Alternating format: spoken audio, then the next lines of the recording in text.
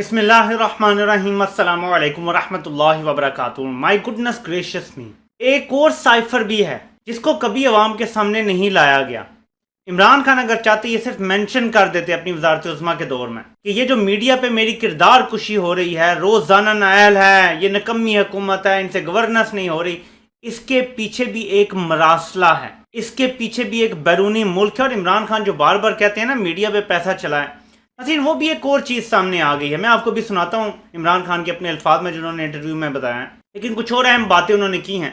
पहले मैं वो आपको बता दूं क्योंकि ये सबसे बड़ी चीज़ है साइफर वाली। एंड पे इस पर डिस्कशन करते हैं। नैब के बारे में बड़ी इंपॉर्टेंट बात की इमरान खान ने ताकि लोगों को पता चले डीलें कैसे होती रहीं। इमरान खान कहते हैं कि हमें बताया गया था कि नैब एक आज़ाद इदारा है, लेकिन अब नैब में एक ऐसी खातून का केस हो रहा है, फरा की जो बार बार बात हो रही है, लोग कह रहे हैं इमरान खान इसे क्यों डिफेंड कर रहे हैं। ये बात उस औरत की नहीं है, ये बात इस पूरे डिज़ाइन की है जिसको इमरान खान एक्सपोज कर रहे हैं। कि डिज़ाइन ये है कि जब इमरान खान थे ना तो इनको कहा जाता था कि देखिए हम नैब तो आज़ाद इदारा है, उसमें तो नहीं इंटरफेयर आप कर सकते, और इस तरह की बातें। ये कौन देते थे? ये वही देते थे जो न्यूट्रल हैं। ये मशवरे देते थे कि नैब में आप नहीं इंटरफेयर कर सकते, वो तो आज़ाद इदारा। मैं आपको पहले भी बताता था, एक खास मखसूस चैनल जो है उसकी तरफ से एक प्रोपेगेंडा होता था कि इमरान खान चेयरमैन नैब को कंट्रोल कर रहे हैं। मैं आपको बता रहा हूँ कि चेयरमैन नैब न्यूट्रल का अपना बंदा है, इसको लगवाया भी न्यूट्रल्स ने था, इसको अब तक रखा हुआ भी न्यूट्रल्स ने है। ये मैं आपको बिल्कुल वाज़ेह बता रहा हूँ, इसमें कोई शक नहीं है। तो नैब के हवाले से जब इमरान खान फरा का जिक्र करते हैं तो वो फरा इंपॉर्टेंट नहीं है एज अ पर्सन। वो इमरान खान ये बता रहे हैं कि ये नून लीग नहीं कर रही। इमरान खान ने बड़ी इंपॉर्टेंट बात की है कि जो कर रहे हैं केसेस बना रहे हैं कि नून लीग नहीं कर रही, ये कोई और कर रहा है।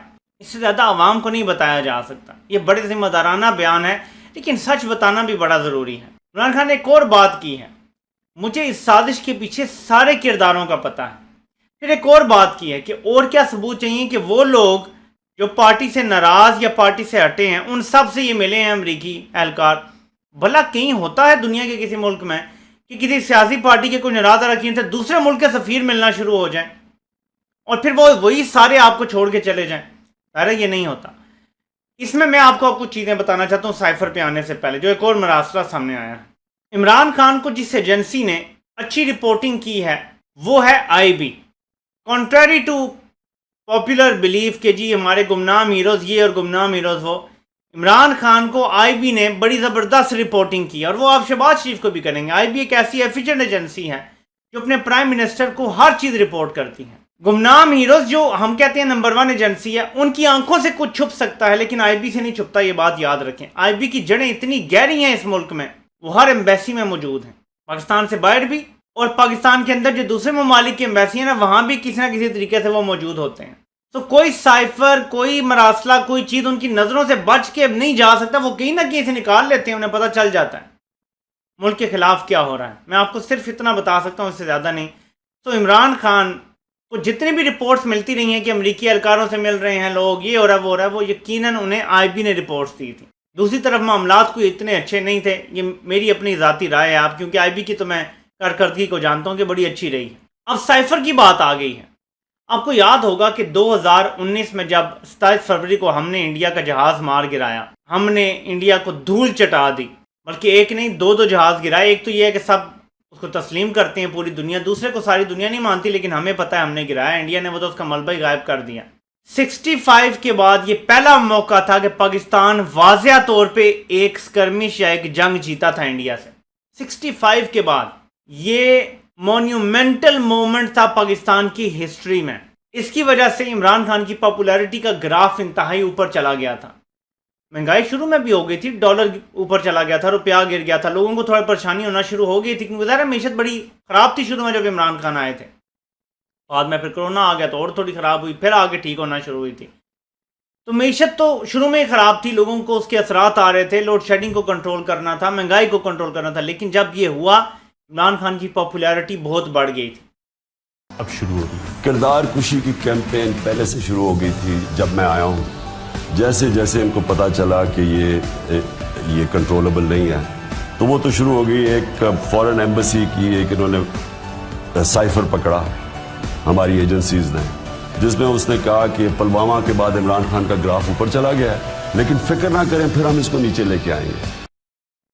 पुलवामा और उसके बाद सब्सिक्वेंट जो हमने जवाब दिया था, पुलवामा जब कोई कहता है तो ये नहीं कि हमने वहाँ पे कुछ करवाया था, उसका मतलब ये है कि जो हमने उन्हें जवाब दिया था उसके बाद इमरान खान का ग्राफ बहुत ऊपर चला गया था। लेकिन उस साइफर में है कि फिक्र ना करें, सब संभाल लिया जाएगा। उसके बाद आपको याद होगा कि एकदम कैंपेन चलना शुरू हुई, अभिनंदन को क्यों वापस भेजा है, ये कैंपेन चली, ओ जी डर गए। फिर ये उसी का हिस्सा था जिसमें अयाज सादिक ने कहा था कि इनकी टांगे कांप रही थी, माथे पे पसीना था। ये सारा ओवरऑल एक कैंपेन का हिस्सा था डिस्क्रेडिट करने के लिए उस विक्ट्री को। एक तो ये था, दूसरा इमरान खान के खिलाफ एक कैंपेन चलना शुरू हुई, उनकी किरदार कुशी शुरू हुई। आपने नोट किया होगा कि उसके बाद फौरी तौर पे महंगाई है जी, ओ जी मर गए, लुट गए, ये शुरू हो गया, महंगाई है, ये गवर्नेंस नहीं है जी, फलां है, फिर आटा स्कैंडल आ गया, चीनी स्कैंडल आ गया, सब कुछ उसके बाद हुआ था। इमरान खान पीक पे था अपनी, हमने इंडिया का कीमा बना के रख दिया, यानी इंडिया का गरूर हमने खाक में मिला दिया था 27 फरवरी को। इमरान खान ने कहा था कि हम रिटेलिएट करने का सोचेंगे नहीं बल्कि रिटेलिएट करेंगे, और करके दिखाया।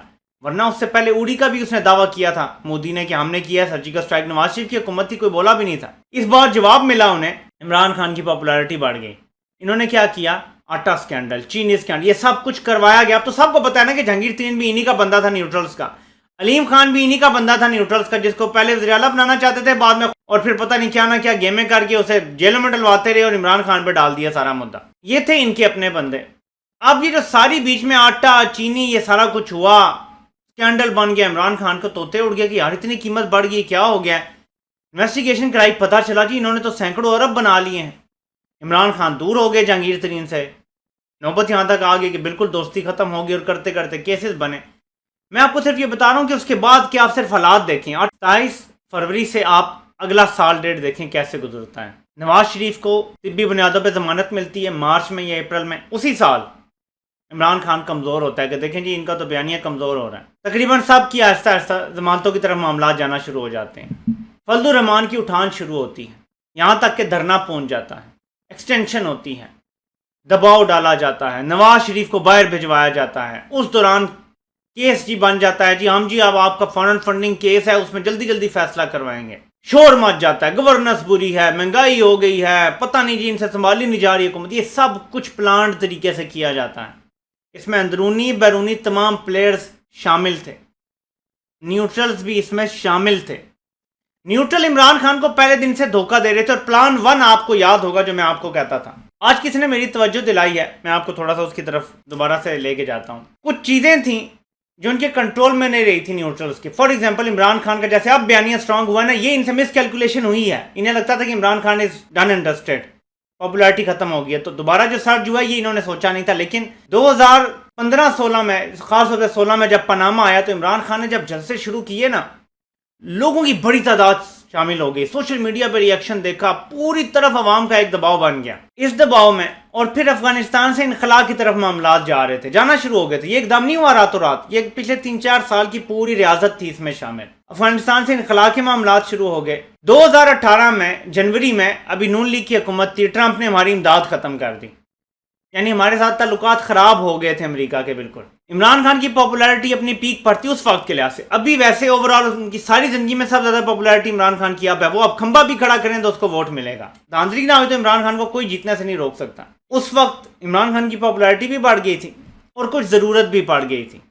तो इमरान खान को कुछ फैसिलिटेट इस तरह किया गया। ये जो लोग कहते हैं ना धांधली करके इमरान खान के हक में नतीजे लिए कि ये झूठ बोलते हैं। RTS बिठा के इमरान खान की सीटें कम ज़रूर की थी न्यूट्रल्स ने, बढ़ाई नहीं थी। जहां फैसिलिटेट किया वो ये कि 8, 10, 15 लोग इमरान खान की पार्टी में शामिल करवा दिए इलेक्शन से पहले। टोटे नहीं बनाए, इलेक्शन से पहले एक पार्टी तोड़ के 15-20 ये चलें 30 कर लें बंदे, वो इमरान खान की पार्टी में शामिल करवाती। मैं MNAs की बात कर रहा हूँ जो बने हैं बाद में, उनमें से वकील जीता ही नहीं, आपको पता है। नदीम अफजल चंद का आपको पता है। ये ऐसे लोग इस्टेब्लिशमेंट के लोग होते हैं, इधर कहा तो इधर, उधर कहा तो उधर। तो इस तरह के कुछ और लोग भी शामिल हुए। अभी आमिर लियाकत हुसैन का आप देख लेंगे क्या सूरत हाल है। लोग शामिल हुए, जो लोग इस्टेब्लिशमेंट के इशारों पे इधर उधर घूमते हैं, उनको थोड़ा सा शामिल करवा लिया कि ये हुआ कि ठीक है जी अभी अमेरिका से भी हालात ठीक करने हैं। ट्रंप और इमरान खान का तज्जिया ये हुआ कि हालात इनके आपस में ठीक रहेंगे, Imran Khan can take Trump on और हालात बेहतर हो जाएंगे। तज्जिया ये भी हुआ कि तालिबान इमरान खान पे ज़्यादा ट्रस्ट करेंगे, क्योंकि इमरान खान ड्रोन के ख़िलाफ़ भी बात करता रहा है, इमरान खान अफगान जंग के ख़िलाफ़ भी था। ये भी था और इस तरह की बहुत सारी चीजें थी जिसकी वजह से फिर इमरान खान का रास्ता नहीं रोका गया और उसे इक़्तिदार में आने दिया। लेकिन प्लान 1 ये था कि साल 1.5-2 में अपने मकासद हम हासिल कर लेंगे, फिर इसको साइड पे कर देंगे, क्योंकि मुश्किल हालात हैं, वैसे ही अनपॉपुलर हो चुका होगा, वापस दोबारा अपने चोरों को ले आएंगे। बीच में आ गया कोरोना, इनखला तो पिछले साल मुकम्मल हो गया था, लेकिन कोरोना के क्योंकि हालात चल रहे थे और अभी मुसलसल जारी थे मामलात थे, तो कुछ और थोड़ा इसमें डिले आ गया। यहां तक डिले आ गया कि अमेरिका को फिर धमकी देनी पड़ी कि अपने वादे पूरे करो, नहीं तो पाकिस्तान को संगीन नताइज का सामना करना पड़ेगा। ये जो मरासला है ये उसी की कंटिन्यूएशन है जो अमेरिका से पिछले वादे किए हुए थे। अब मेरा इस्तदलाल ये है कि यहाँ पे फिर अमेरिका से बारगेनिंग की गई कि हम आपके रास्ते का कांटा हटा देंगे, हमें क्या मिलेगा। अब वो जो मिलेगा ना वो अरब ममालिक के जरिए मिलेगा, वो IMF के जरिए मिलेगा और वो फैटफ के जरिए खुशखबरी सुना के मिलेगा।